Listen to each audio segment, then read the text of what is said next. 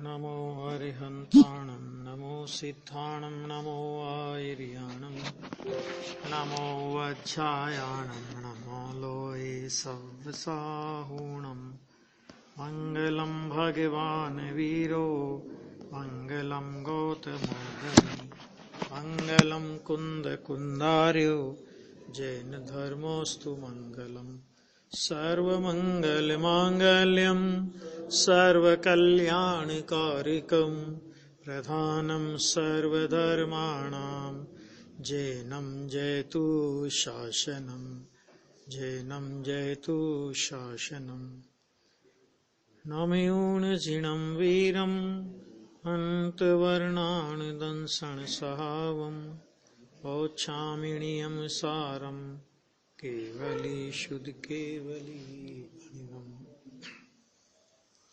नियम सार की 15 नंबर की गाथा गुरुदेव श्री के प्रवचन में 350 नंबर पेज प्रवचन रत्न चिंतामणि में।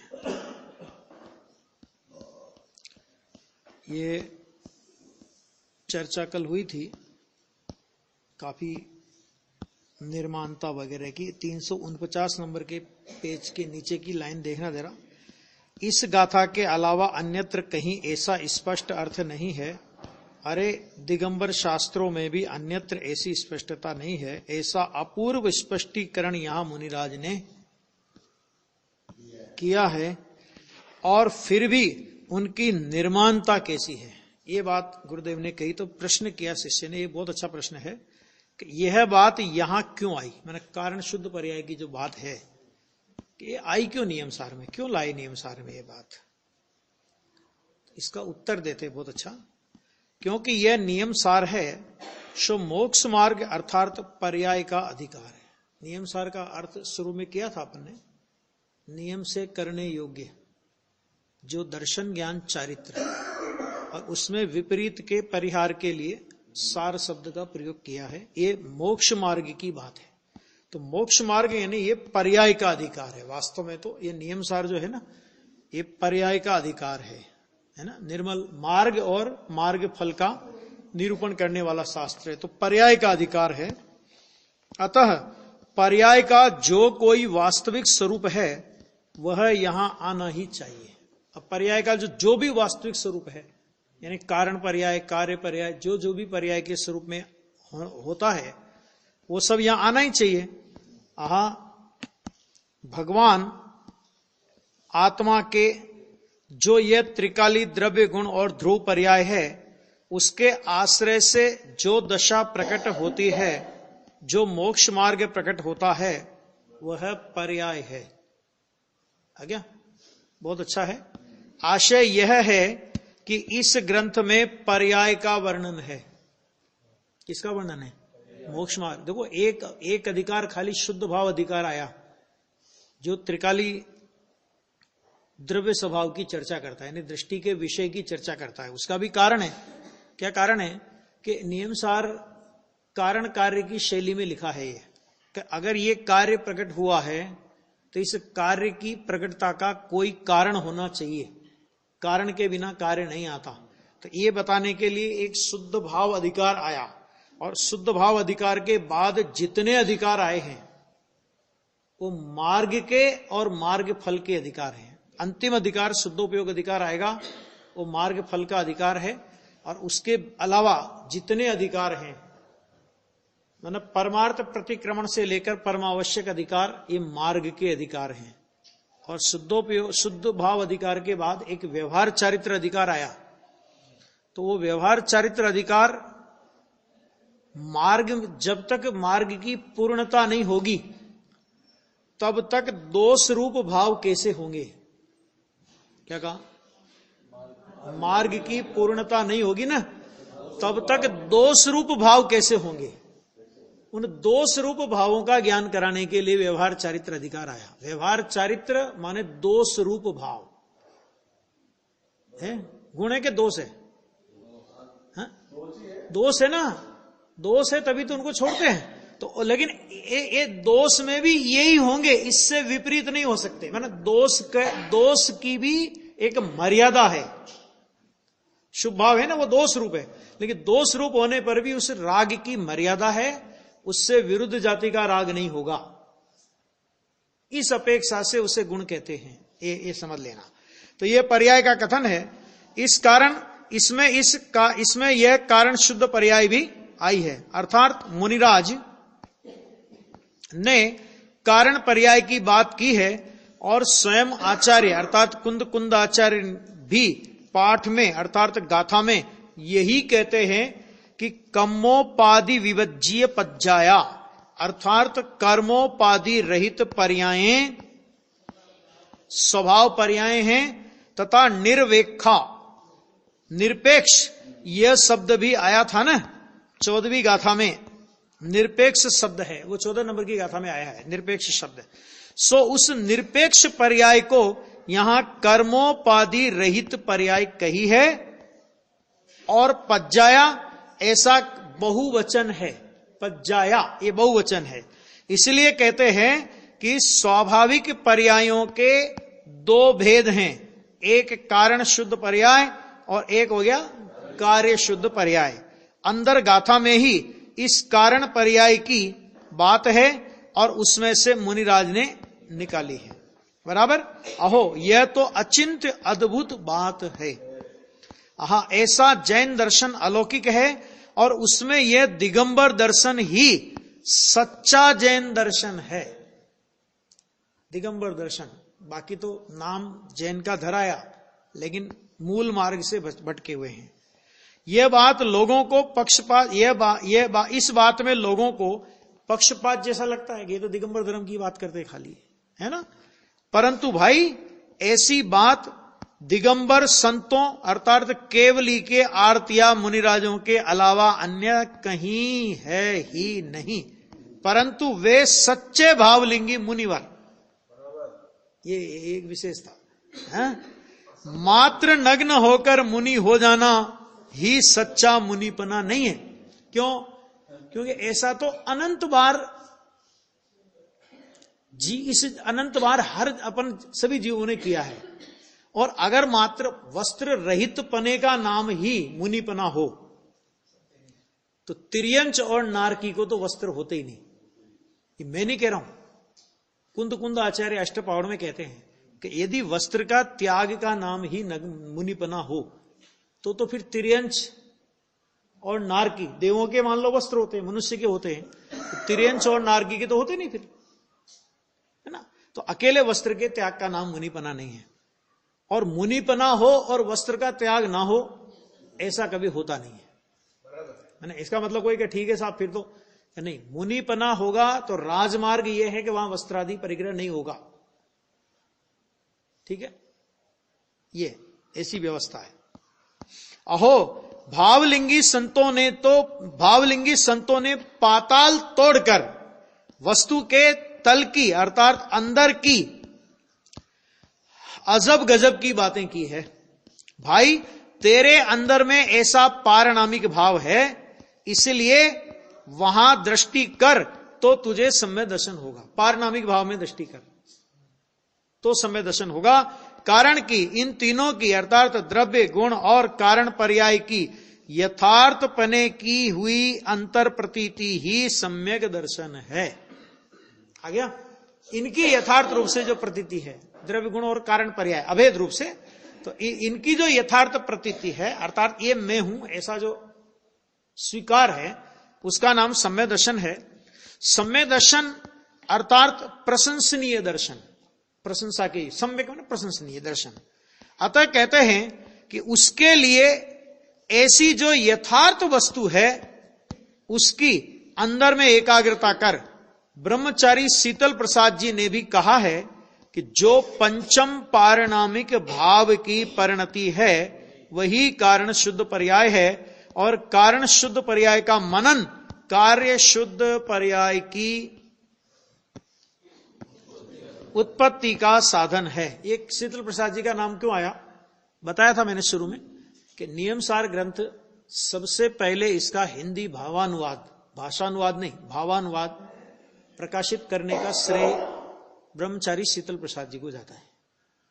उन्होंने किसी शास्त्र भंडार में से इस ग्रंथ की हस्तलिखित प्रति मिली उनको, और उन्होंने उसको हिंदी टीका लिख करके सबसे पहले सूरत से प्रकाशित कराया, मूलचंद किशनदास कापड़िया, जो दिगंबर जैन पुस्तकालय है ना, वहां से उसका प्रकाशन हुआ। और वो ग्रंथ गुरुदेव श्री के हाथ में आया। और फिर जब गुरुदेव श्री ने उसको पढ़ा, स्वाध्याय पहले जो शुरुआत में जो प्रवचन किए ना, तो उसी ग्रंथ के आधार पर किए। और फिर गुरुदेव को यह भावना हुई कि इस ग्रंथ का संस्कृत की शब्द से अनुवाद होना चाहिए। तो फिर गुरुदेव की आज्ञा से पंडित हिम्मत भाई जी ने वो काम किया है। कारण पर्याय, मुमुक्षु कह रहा है, प्रश्न कर रहा है कि कारण पर्याय की बात इसी ग्रंथ में आई, अन्य ग्रंथ में नहीं आई, इसका क्या कारण है? प्रश्न तो अच्छा है कि इसी ग्रंथ में आई और में आई नहीं। कारण क्या कि देखो, यह नियम सार ग्रंथ पर्याय का ग्रंथ है। नियम सार का अर्थ ही मोक्ष मार्ग होता है, इसलिए इसमें पर्याय के वास्तविक स्वरूप की पूर्णता क्या है ना, यह बात आई है। और अन्य में विषय न होने से यह बात नहीं आई है। इसका मतलब यह नहीं है कि आचार्य कुंद को या इनके टीकाकार को कारण शुद्ध पर्याय की बात पता थी, है ना, औरों को पता नहीं थी, ऐसी बात नहीं है। लेकिन विषय, क्योंकि आचार्य क्या होता है कि जब जिसका विषय होता है वहां वो बात करते हैं। तो यहां पर वो मोक्ष मार्ग का विषय था, तो मोक्ष मार्ग के विषय में ये सारी बात आई है। गाथा में आचार्य देव ने स्वयं कहा है ना कि कम्मोपाधि विवज्य पज्जाया ते स्वभाव मिधि भणिदा। भगवान ने कर्मोपाधि रहित पर्यायों को स्वाभाविक पर्याय कहा है। कर्मोपाधि रहित पर्यायों को स्वाभाविक, कर्मोपाधि रहित माने जिसमें कर्म के सद्भाव अथवा अभाव दोनों की कोई उपाधि लागू नहीं पड़ती। आ गया सद्भाव, हम क्या समझते हैं? सद्भाव को तो हम समझते हैं उपाधि, और कर्म का अभाव होकर के निर्मलता प्रकट हो गई ना, तो हम क्या समझते हैं कि ये निरुपाधि है। ऐसा नहीं है भाई, सद्भाव था तभी तो अभाव हुआ, तो अभाव में भी एक उसके सद्भाव की अपेक्षा आई कि नहीं आई? क्योंकि अगर सद्भाव नहीं होता तो अभाव कैसे होता? जैसे समय सार में एक आया गाथा 6 में, प्रमत अप्रमत नहीं की चर्चा आई, बहुत अच्छी चर्चा आई। तो उसमें एक बहुत अच्छी बात लिखी उनने कि एक शुभाशुभ भाव रूप नहीं होता, इसलिए प्रमत्त भी नहीं है और अप्रमत्त भी नहीं है ना। ज्ञायक भाव से शुभाशुभ भाव रूप नहीं होता, इसलिए प्रमत्त भी नहीं है और अप्रमत्त भी नहीं है। तो अभी प्रश्न ये करें अपन कि भाई साहब, शुभ और अशुभ भाव ये तो प्रमत्त दशा के भाव है, तो शुभाशुभ भाव रूप नहीं हुआ तो प्रमत्त नहीं हुआ, आप ये कहो ना। अप्रमत्त नहीं हुआ ये कैसे कहते हो? आया समझ में कुछ? क्या कहा? शुभाशुभ भाव रहते इसलिए वो प्रमत्त अप्रमत्त नहीं है। छठी गाथा ये बोलती है। तो शुभाशुभ भाव तो प्रमत्त दशा के भेद है ना, तो फिर शुभाशुभ भाव के नहीं होने से तो प्रमत्त नहीं हुआ ये कहो, आप अप्रमत्त नहीं हुआ कैसे कहते हो? देखो, इसका स्पष्टीकरण छठी गाथा के भी गुरुदेव श्री के खाली 13वीं बार के प्रवचनों में आया है। सन 61 के जो प्रवचन है, उसके बाद वो भी मैंने उनके उसके बाद के प्रवचन अपन सुनेंगे ना, तो शुभाशुभ भाव रूप नहीं होने से प्रमत्त अप्रमत्त नहीं है, प्रमत्त अप्रमत्त नहीं करके आगे बात चल जाती है। उसका उन्होंने बहुत अच्छा स्पष्टीकरण वहां दिया कि शुभ और अशुभ भाव के होने कि शुभाशुभ भाव रूप नहीं होता, ये बात बराबर है कि शुभाशुभ भाव रूप नहीं होता। तो जो शुभाशुभ भाव रूप नहीं होता वो उनके अभाव रूप होगा कि नहीं होगा? भाई, जो शुभाशुभ भाव रूप नहीं परिणमा, जो शुभाशुभ भाव रूप नहीं हुआ, तो वो उनके अभाव में होने वाले भाव रूप कैसे होगा? मतलब क्या कि जो बंध रूप नहीं परिणमा, जिसको बंधन नहीं हुआ, तो उसको मोक्ष होगा क्या? है ना। और ये बात गुरुदेव श्री ने उन प्रवचनों में लिया। और लालचंद भाई का आज मैंने एक छठी गाथा पे सुना था, आज बहुत अच्छा प्रवचन था। तो छठी गाथा के प्रवचन में उन्होंने भी इस बात को बहुत अच्छे से खोला कि भाई, जो ज्ञायक भाव है ना, वो ज्ञायक भाव किसी भी परिणाम मात्र नहीं होता, परिणाम किसी भी परिणाम में नहीं आता। तो शुभाशुभ भाव रूप नहीं होता वो, तो शुभ और अशुभ के अभाव होने पर जो भाव होता है, क्या कहा, शुभ और अशुभ के अभाव होने पर जो भाव होता है उस भाव रूप भी ज्ञेय भाव नहीं होगा। क्यों नहीं होगा? क्योंकि शुभाशुभ भाव रूप हुआ हो तो अभाव रूप होगा, तो उनके अभाव रूप होगा। आ गया कि नहीं आ गया? आ गया, समझ में आ गया ना? ये है। तो इसका मतलब क्या हुआ? इसका मतलब यह हुआ कि ज्ञेयक भाव त्रिकाल ज्ञेयक भाव रहा है, वो किसी भी पर्याय भाव रूप नहीं होता, चाहे वो शुभाशुभ भाव के होने रूप हो और चाहे वो शुभाशुभ भाव के नहीं होने रूप हो। क्योंकि होने में कर्म के सद्भाव की उपाधि है, माने कर्म का संयोग की उसमें उपाधि आती है, तो उसको संयोगी भाव हो गया वो। तो कर्म के सद्भाव की उपाधि, और उसके अभाव में कर्म के निमित्त के अभाव की अपेक्षा आती है। तो कर्म के निमित्त का अभाव वो क्षयिक भाव है, और कर्म के निमित्त का सद्भाव में होने वाला भाव कि वो औदैहिक भाव है। बाकी के बीच में औपसमिक और चौपसमिक ऐसे समझ लेना। आ गया? तो क्यों नहीं होता? क्योंकि वो होने रूप होता ही नहीं, वो तो है रूप है। होना एक पर्याय का धर्म है और है ये स्वभाव। आया? देखो, जिनागंबी जब प्रथम भूमिका में शिष्य के सामने बात करेगा तो द्रव्य गुण पर्याय स्वरूप संपूर्ण वस्तु की बात करेगा, प्रमाण के विषय की बात करेगा, तो द्रव्य गुण पर्याय उत्पाद वे सब बात करेगा। लेकिन उससे मात्र पदार्थ की सिद्धि होती है, प्रयोजन की सिद्धि नहीं होती।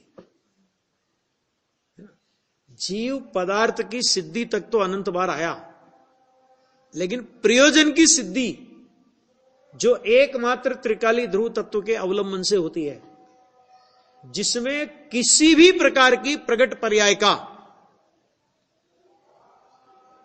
कोई अपेक्षा जिसको नहीं है, ऐसा जो निरपेक्ष ध्रुव तत्व है जिसके अंदर द्रव्य गुण और कारण पर्याय सम्मिलित है, ऐसा जो ध्रुव तत्व है उसके अवलंबन से प्रकट होने वाली पर्याय वो कार्य शुद्ध पर्याय कहलाएगी, है ना।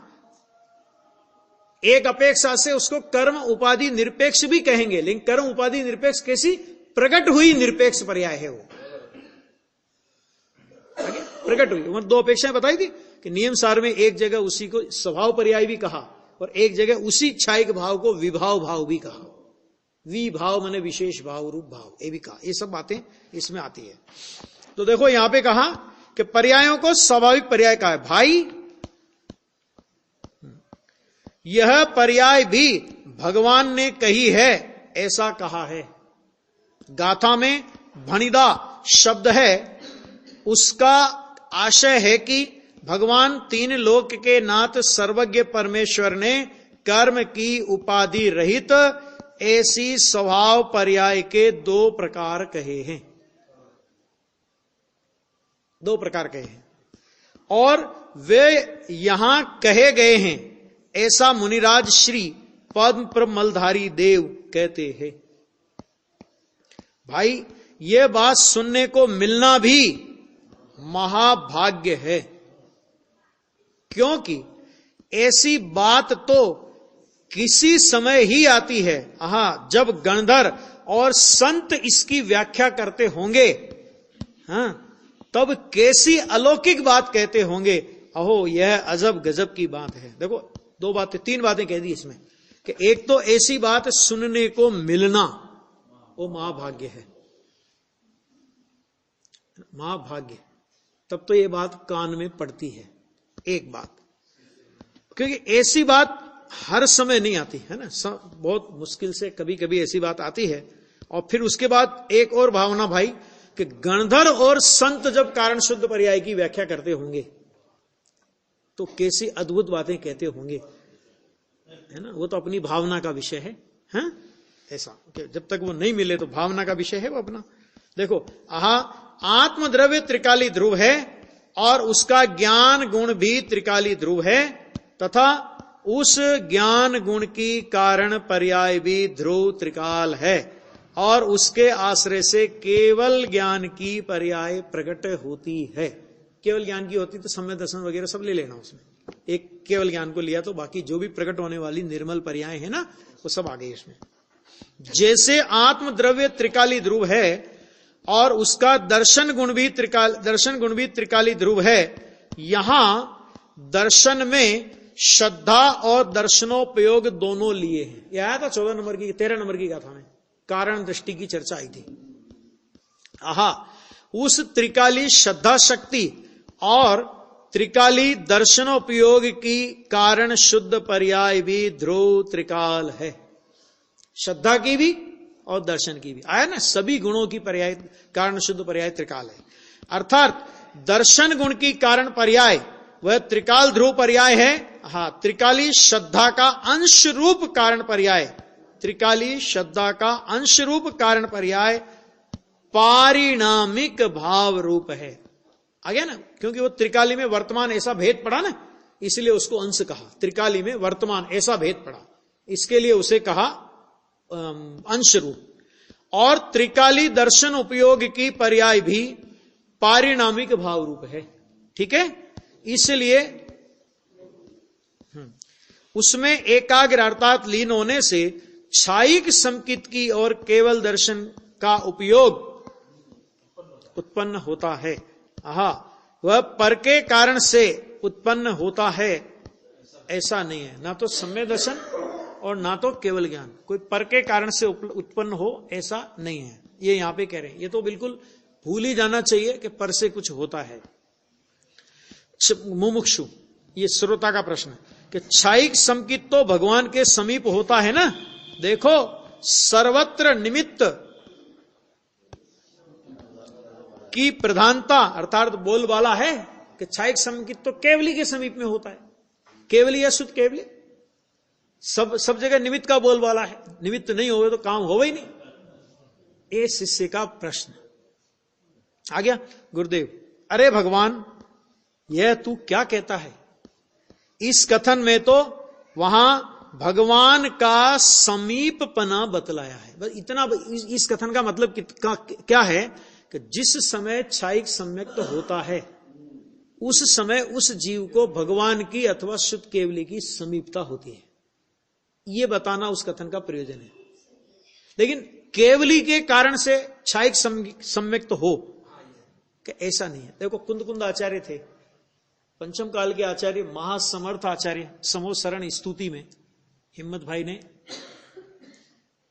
जब भगवान के विदेह क्षेत्र जाने की घटना का बहुत भाव विभोर वर्णन किया है कि भगवान कुंद आचार्य पोन्नूर हिल में ध्यान मग्न थे और कोई तत्व की सूक्ष्म बात, कोई भी सूक्ष्म बात उनके चित्त में उठी और उसका समाधान तो एकदम उनको लगा कि रे सिमंदर नाथ ना विरह पड़या आ भरत मां, कि ये भगवान का केवली परमात्मा का विरह इस भरत क्षेत्र में पड़ा। और इतना तीव्र विरह उन्हें लगा कि ऐसा उनका पुण्य उदय था और अंतर की पवित्रता थी कि वो विदेह क्षेत्र पहुंच गए।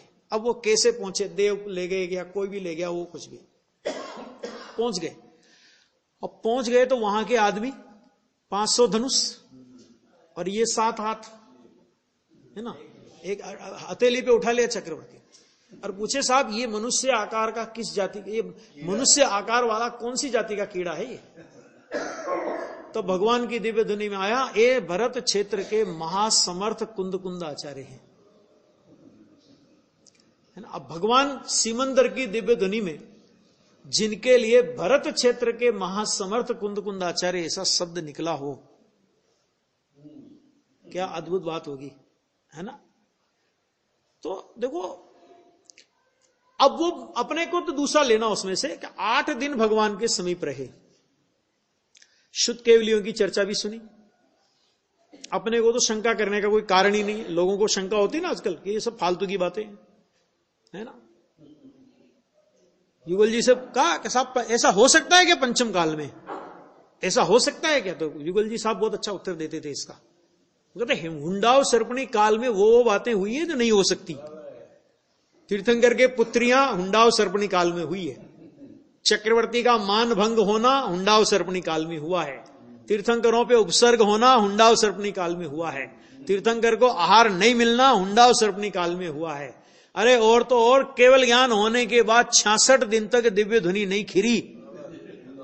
कोई ऐसा इतिहास तो ढूंढ के लाओ कौन से तीर्थंकर के काल में नहीं खिरी दिव्य ध्वनि, है ना? है तो ये सब काम हुए कि नहीं? तो इसमें तुम शंका नहीं उठाते तो बस समझ लो हुंडाव सर्पणी काल का ये भी एक कमाल के कुंद कुंद आचार्य विदय क्षेत्र चले गए। शंका करने की गुंजाइश कहां है? शिलालेख प्रमाण है, आचार्य देवसेन का कथन प्रमाण है, आचार्य जयसेन का कथन प्रमाण है, और अष्ट प्रावुड़ की श्रुत सागर भट्टारक ने टीका लिखी है। हालांकि टीका तो प्रामाणिक नहीं है वो, लेकिन उन्होंने 20 पंथी थे वो, तो उन्होंने ये टीका लिखी तो उसमें उन्होंने इस चीज का उल्लेख किया। इतने तो आचार्यों के प्रमाण, शिलालेख के प्रमाण, और हम लोगों के लिए सबसे बड़ा प्रमाण गुरुदेव श्री और बहन श्री का जीव विदेश क्षेत्र में उस समय वहां उनकी उपस्थिति। हमारे लिए दूसरा कोई प्रमाण चाहिए नहीं कि जिन्होंने साक्षात देखा कुंदकुंदाचार्य को, हमें कौन सा प्रमाण चाहिए अभी? और शास्त्रों में मिला ना, फिर वो प्रमाण तो शास्त्रों में मिला। देवसेन आचार्य ने लिखा और जयसेन आचार्य ने 85 काय की टीका में लिखा, अष्टपाउड़ में लिखा, शिलालेख मिलते हैं। अब क्या चाहिए और है कुछ, है ना? तो अब मेरे को दूसरी बात कहना है यहां पे कि भैया वो वहां पे रहे, केवली का पादमूल था, शुद्ध केवली का पादमूल था, 8 दिन तक पादमूल रहा, क्षायिक सम्यक्त क्यों नहीं हुआ? बोलो भाई, अगर केवली शुद्ध केवली के पादमूल से होता है तो क्षायिक क्यों नहीं हुआ? और चौथे काल में भगवान सिमंदर के समोशरण में क्या हम नहीं थे? हमेशा चौथा काल रहता है, तो क्या हम कभी विदेश क्षेत्र जन्मे ही नहीं? गुरुदेव मिथ्यात्व की भूमिका में क्यों आ गए वहां से? सम्यक्त लेकर, सम्यक्त हुआ होता तो यहां नहीं आते, क्यों आए? केवली का दिव्य ध्वनि सुनने जाते थे ना। अगर पादमूल से होता हो तो आपका और हमका सबका कल्याण हो गया होता अब तक, क्योंकि अनंत बार भगवान के समोशरण में अपन लोग गए। मणिरत्न के दीपकों से और कल्प वृक्ष के पुष्पों से भगवान की पूजा की। कल्प वृक्ष के पुष्प, कल्प वृक्ष नाम तो है कल्प वृक्ष और होता है पृथ्वी का है, सचित नहीं होता हो, आ गया। और मणिरत्न के दीपक, ऐसे नहीं मच्छर मरे ऐसे दीपक, आ गया। इनसे भगवान की पूजा की, नहीं हुआ। निमित्त से क्या होता है? उपादान जागृत नहीं हो तो निमित्त क्या करेगा? आ गया। तो कहते ओ समीपना बतलाया है, सुन भगवान तो वहां निमित्त मात्र होते हैं, बस इतनी ही बात है। भगवान कुछ कर देते हैं, और भगवान कर देते तो आदिनाथ भगवान तो अपने पोते को नहीं जाने देते ना।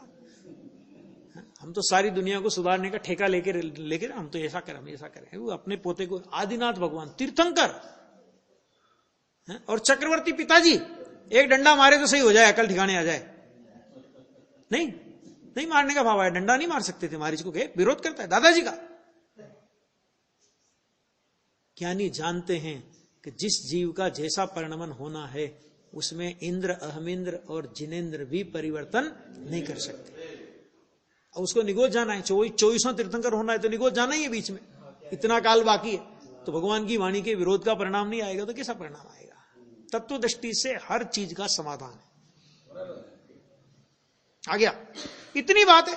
बाकी उस काल में उपशम संकित या क्षायिक संकित की पर्याय भी अंदर जो त्रिकाली श्रद्धा गुण और उसकी जो कारण पर्याय है उसके आश्रय से प्रकट होती है। मैंने किसी को पहली बार सम्यक्त हो वहां पे उपशम सम्यक्त होगा। ऐसा तो नहीं होता ना कि केवली भगवान का पादमूल है तो उपशम की क्या जरूरत है जी, पहले नंबर में क्षायिक हो जाए। ऐसा तो नहीं होता ना, होता है ऐसा? उपशम ही होगा, और हो सकता है उपशम के बाद वहीं से क्षायिक 6 उपशम करके वापस आ जाए, क्षायिक नहीं भी हो, ऐसा भी होता है। हाँ। अब जब अन्य गुण के आश्रय से भी संकित प्रकट नहीं होता, अन्य गुण माने श्रद्धा गुण के अलावा आत्मा के अंदर अनंत गुण हैं, तो उन अनंत गुणों के आश्रय से भी सम्यक्त प्रकट नहीं होता, वहां निमित्त के और पर के आश्रय से वह प्रकट हो, यह बात ही कहां रही। आ गया? अरे तुम निमित्त की बात करते हो, गुरुदेव क्या कह रहे हैं यहां पे, तुम निमित्त की बात कर रहे हो। आत्मा के अन्य गुणों के, श्रद्धा गुण के अलावा अन्य गुणों के आश्रय से भी सम्यक दर्शन नहीं, अन्य गुणों का भी कार्य नहीं है वो। ऐसे सम्य लगाना हर गुण के कार्य में, तो भगवान के कारण से वहां सम्यक दर्शन प्रकट हो जाए, ये बात कहां रही। ऐसा है ही नहीं। यह तो भेद से ऐसा कथन किया है, वरना वस्तु अर्थात द्रव्य गुण और कारण पर्याय तो अभेद है, और संकित में अभेद की ही दृष्टि होती है। गुण भेद की दृष्टि तो गुण भेद की दृष्टि नहीं, और कारण पर्याय का भेद भी नहीं। आ गया? अभेद। ये तो क्या समझाने के लिए, ये तो भेद से समझाया कि उसकी दृष्टि में क्या क्या आया। नहीं, दृष्टि में ऐसे तीन टुकड़े हो गए थोड़ी दृष्टि होती है, क्योंकि दृष्टि का मतलब होता है मैंपना। तो वो मैंपना तो द्रव्य गुण और कारण पर्याय, ये जो अभेद रूप है इसमें मैंपना होता है, इसका नाम सम्यक दर्शन है। जैसे गुण भेद भी नहीं और पर्याय कारण पर्याय का भेद भी नहीं। वहां यहां तो यह कहना है कि आत्मा के अनंत गुणों में से एक श्रद्धा गुण में से श्रद्धा की पर्याय का प्रवाह आता है, उसी प्रकार दर्शन का उपयोग भी दर्शन गुण में से आता है, पर में से अथवा पर के कारण से आता है, ऐसा है ही नहीं।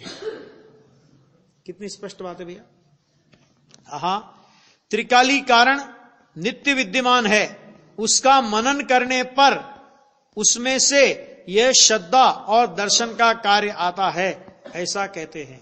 त्रिकाली कारण तो निरंतर विद्यमान है, कारण में कमी नहीं। त्रिकाली तो निरंतर विद्यमान है। जिस समय उसका मनन का मतलब उस ओर लक्ष्य करे, उस ओर झुकाव करे, उस ओर सन्मुखता करे, तो निर्मल पर्याय रूपी कार्य प्रकट हो जाता है। इसी तरह चारित्र गुण की जो पर्याय अर्थात कारण पर्याय त्रिकाल है, अंदर चारित्र गुण के साथ तन्मय रूप जो कारण पर्याय है, उसमें एकाग्र होने से उसमें से चारित्र की अर्थात वीतरागता की पर्याय बाहर आती है। हम कहां से लेना चाहते हैं? हम बाहर से चारित्र लेना चाहते हैं, हम बाहर से सम्यक दर्शन लेना चाहते हैं। हम बाहर से सब कभी संभव ही नहीं। बालू रेत में से तेल निकले तो बाहर में से कुछ आवे, बाहर के व्यवहार में से राग में से नहीं। इसी तरह भगवान आत्मा एक एक गुण पे, कुछ गुणों पे घटित करेंगे, फिर वो कहेंगे ऐसे सब पे लगा लेना। इसी प्रकार भगवान आत्मा आनंद कंद प्रभु नित्यानंद स्वरूप है। शब्द भी कहां से लाते हैं, आनंद कंद प्रभु नित्यानंद स्वरूप है। शकरकंद होता है ना, उसमें अपने को वो भक्ष अभक्ष का विचार नहीं लेना, अभी उसमें लेना शकरकंद सर्वांग मिठास रस से भरा है। इसी तरह भगवान आत्मा सर्वांग आनंद रस से भरा है ना। वो तो नित्यानंद स्वरूप प्रभु है। दुख उत्पन्न हो ऐसा कोई गुण आत्मा में है ही नहीं। आत्मा को भूलने का नाम दुख है। आत्मा के अवलंबन से कभी दुख होता ही नहीं, इसलिए ज्ञानी को कोई दुखी कर सकता नहीं। अच्छा, आनंद उसका त्रिकाली गुण अर्थात स्वभाव है, और उसकी कारण पर्याय भी त्रिकाल आनंदमय है, इसलिए उसका आश्रय करने से आनंद की पर्याय प्रकट होती है अर्थात बाहर आती है। इसी प्रकार भगवान आत्मा में वीर्य गुण त्रिकाल है, और उसकी कारण पर्याय भी ध्रुव त्रिकाल है। जितने गुण उतनी कारण पर्याय, इसलिए उसके आश्रय से वीर्य की, बल की, शक्ति पर्याय प्रकट होती है। वीर्य कहो, बल कहो, शक्ति कहो, पुरुषार्थ कहो, ये पर्याय प्रकट होती है।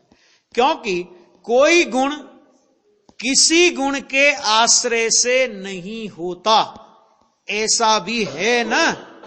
इसलिए गुण स्वतंत्र है और उसकी पर्याय भी स्वतंत्र है। अरे गुण को पर्याय का कारण कहना यह भी व्यवहार है, पर द्रव्य तो बहुत दूर रह गया। पर्याय का कारण गुण को कहना अथवा पर्याय का कारण निज द्रव्य को कहना, ये भी व्यवहार हो गया। क्यों? क्योंकि एक सत को दूसरे सत का कारण कहा गया। कारण कार्य आदि को किसी में मिलाकर निरूपण करे, ये व्यवहार नय का स्वरूप है। और ऐसा ही मान ले, ये मिथ्यात्व है। आ गया है ना। पर द्रव्य से पृथक करना है तो ये द्रव्य की पर्याय है, ऐसा बोला जाता है। द्रव्य से पर्याय होती है, ऐसा बोला जाएगा, क्योंकि पर से नहीं होती, लेकिन द्रव्य से होती है। तो द्रव्य अभी है कि पर्याय क्यों नहीं है? शुद्धता की धारा क्यों नहीं है? तो नक्की क्या होगा? कि नक्की होगा कि त्रिकाल सत वर्तमान सत का कर्ता नहीं है। पर सत तो निज सत में अपने क्षणिक सत का कर्ता है ही नहीं, लेकिन अपना त्रिकाली सत वो भी अपने क्षणिक सत का, अर्थात अपना त्रिकाली द्रव्य और गुण भी अपने क्षणिक पर्याय का, अपनी उत्पाद वे वाली क्षणिक पर्याय का वास्तव में कर्ता नहीं है। पर्याय कैसे होती है? कि पर्याय अपने सट कारक के परिणमन से स्वतंत्र होती है। ये आ गया? तो उसकी पर्याय भी स्वतंत्र है। इसलिए जिस गुण की जो पर्याय प्रकट होती है वह उसके गुण के आश्रय से ही प्रकट होती है, अन्य गुण के आश्रय से नहीं। देखो यहां दो बातें हो गई। गुण के आश्रय से ही प्रकट होती है, ये क्यों कहा? क्योंकि अन्य गुण के आश्रय से नहीं होती। तो अन्य गुण के आश्रय का निषेध करना है, तो अपने गुण के आश्रय से प्रकट होती है। अब फिर प्रश्न करें अपन कि तो अपने गुण के आश्रय से प्रकट होती तो अपना गुण तो है, अनादि अनंत विद्यमान है, फिर पर्याय क्यों नहीं प्रकट हुई? तो उसका उत्तर देंगे कि पर्याय सट कारक के परिणमन से होती है। ऐसा अन्य गुण के आश्रय से नहीं, अर्थात संपूर्ण द्रव्य का यानी अभेद का आश्रय लेने पर साथ ही गुण का आश्रय भी आ जाता है, और इस प्रकार गुण की पर्याय बाहर आती है। गजब बात है भाई। गुण का आश्रय अलग से लेने नहीं जाना पड़ता, पर्याय का आश्रय अलग से लेने जाना, कारण पर्याय का आश्रय अलग से लेने जाना नहीं पड़ता। द्रव्य के आश्रय में सबका आश्रय आ जाता है। अहो ऐसा जैन दर्शन अलौकिक है। यह दिगंबर जैन दर्शन ही जैन दर्शन है, और यही विश्व दर्शन है, क्योंकि यह वस्तु दर्शन है, और वस्तुओं के समुदाय का नाम ही तो विश्व है। परमार्थ धर्म दर्शन है। जिसको यह जैन दर्शन बैठे अर्थात जचे, उसकी मुक्ति हुए बिना नहीं रहे। ऐसी बात है बापू। नहीं बैठे तो कुछ ही कर ले तू। ये जैन दर्शन का सत्य स्वरूप समझ में नहीं आएगा तब तक कुछ ही कर लेना, तेरी मुक्ति कभी नहीं होगी। आ गया? 31 स्वर्ग में 31 सागर तक चला जाएगा, लेकिन मुक्ति नहीं होगी। मुक्ति के लिए तो ये आवश्यक है जो और बताया गया। इसी तरह आत्मा में एक स्वच्छत्व नाम का गुण है। ये 47 शक्तियों में है स्वच्छत्व शक्ति, और उस गुण के साथ अंदर स्वच्छत्व की कारण पर्याय ध्रुव त्रिकाल रहती है। उसके आश्रय से स्वच्छत्व की पर्याय प्रकट होती है। लो फिर 47 गुण याद आए। अब वो 47 शक्तियां हैं ना, तो ऐसे एक एक में लगा लेना। अब ये सोचो कि कितना विस्तार है, समझने के लिए कितना विस्तार है। समाने के लिए तो इतनी जरूरत ही नहीं है, लेकिन सत्य समझना हो, आत्मा का सत्य वैभव समझना हो, तो वो वैभव किस तरह का है ना। तो वो यहां पे 47 शक्ति याद आई। इसी प्रकार अंदर एक त्रिकाली प्रकाश गुण है। ये प्रकाश शक्ति है एक आत्मा में। आत्मा स्व संवेदन के द्वारा प्रत्यक्ष हो, स्वानुभूतियां चकासते, इसका नाम प्रकाश शक्ति। ऐसा उसका प्रकाश गुण है, और उस गुण के साथ वैसी उसकी त्रिकाली कारण पर्याय तन्मय रूप से रहती है। अतः उसके आश्रय से उसमें एकाग्र होने पर आत्मा प्रत्यक्ष होता है। आत्मा में प्रकाश नाम की शक्ति है, तो प्रकाश नाम की शक्ति की वजह से आत्मा स्व संवेदन प्रत्यक्ष स्वभाव वाला है, प्रत्यक्ष होता है स्व संवेदन। भाई अंदर कारण है, उसमें से कार्य आता है, अर्थात कारण के आश्रय से कार्य होता है। पर के आश्रय से नहीं। अब देखो ध्यान से सुनना जरा, त्रिकाली कारण के आश्रय से कार्य होता है, ये कथन कब व्यवहार और कब निश्चय?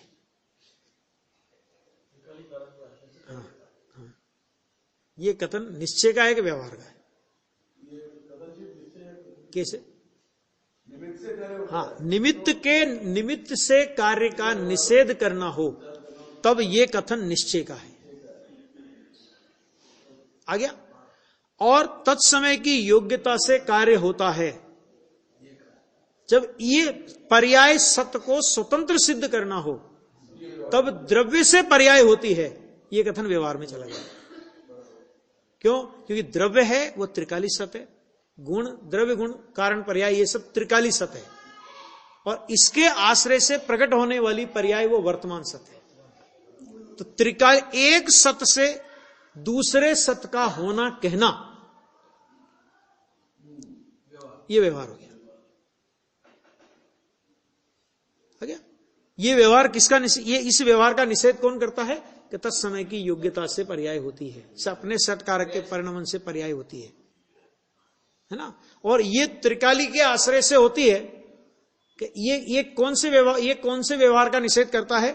कि ज्ञानी को परद्रव्य का कर्ता नहीं मानने पर भी, देखो ज्ञानी परद्रव्य का कर्ता नहीं मानता, फिर भी निमित्त नैमित्तिक संबंधवश या उपचारवश परद्रव्य के साथ कर्ता की भाषा का प्रयोग तो ज्ञानी भी करते हैं। ज्ञानी से पूछे तो वो भी बोलेंगे ना, हाँ हमने ये कहा, आज आपने आज, अरे सब आज तो आज सुबह ये ऐसा किया, फिर ये किया, ये भाषा ज्ञानी भी बोलेंगे, और यही भाषा अज्ञानी भी बोलेगा। तो अज्ञानी और ज्ञानी की भाषा में जमीन आसमान का अंतर, भाषा वही लेकिन अभिप्राय में जमीन आसमान का अंतर। अज्ञानी जैसा बोलता है वैसा मानता है, और ज्ञानी जैसा बोलता है उससे उल्टा मानता है। कि साहब इसका मतलब ज्ञानी मायाचारी हुआ, ज्ञानी मायाचारी हुआ, अज्ञानी बढ़िया है, जो कहता है वही मानता है, कि इसलिए तो अज्ञानी है वो। क्योंकि कहने की बात और होती है और मानने की बात और होती है, और जैसा कहे ऐसा ही यदि लोक में मानने लग जाए तो इतने अनर्थों का जन्म होगा जिसकी आप और हम कल्पना नहीं कर सकते, है ना। बहुत है, वो उदाहरण ज्यादा देने की नहीं आवश्यकता, लेकिन इतने अनर्थों का जन्म होगा उसमें। इसलिए कहने की भाषा वो तो कोई प्रयोजन से कही जाती है, लेकिन उसमें सच्चाई बिल्कुल नहीं होती। और परमार्थ की जो भाषा है ना, वो वास्तविक भाषा है। तो ये परमार्थ नहीं है, ये तो निमित्त का निषेध किया तो त्रिकाली को निश्चय कारण कह दिया। और जब तत्समय की योग्यता लाएंगे ना कारण के रूप में, वो कार्य का नियामक कारण, जब कार्य का नियामक कारण आप खड़ा करोगे तो त्रिकाली द्रव्य को व्यवहार कह देंगे। क्यों? क्योंकि त्रिकाली द्रव्य की विद्यमानता हो और समय दर्शन रूपी कार्य हो और नहीं भी हो। क्यों? क्योंकि पर्याय की योग्यता नहीं, और पर्याय की योग्यता रूप समर्थ उपादान कारण हो और सम्यक दर्शन ना हो, कि ऐसा तीन काल में नहीं होता। और वहां सम्यक दर्शन है तो त्रिकाली है कि नहीं वहां पे विद्यमान? त्रिकाली है। पूर्व पर्याय का वे हुआ है कि नहीं हुआ है? कि हुआ है। और निमित्त में दर्शन मोनी कर्म की प्रकृति का उपसम छोपसम हुआ है कि नहीं हुआ है? हुआ है। तो चारों कारण भी आ गए। तत्समय की योग्यता आ गया, पूर्व पर्याय का व्यय होकर के कार्य हुआ, यह आ गया। उस समय त्रिकाली द्रव्य था, यह आ गया। उस समय निमित्त कौन था, यह आ गया। निषेध किसका किया? कार्य में कारण होने का निषेध नहीं किया, इस कारण ने ये कार्य किया, इस कर्ता बने का निषेध किया है। कारण का निषेध किया, निमित्त का थोड़ी निषेध किया है। निमित्त के कर्ता बने का निषेध है। गलती क्या हो रही है? निमित्त के कर्ता बने का निषेध है, और अपन क्या समझते हैं कि निमित्त का निषेध। निमित्त का निषेध नहीं, लोग समझते ना कि निमित्त को उड़ाते हैं, है ना। ये है इसमें आगे और भी इसके अभी ये अन्य गुण है, प्रभुत्व वगैरह, इन पे ये घटित करेंगे। शुद्ध स्वरूप अविनाशी में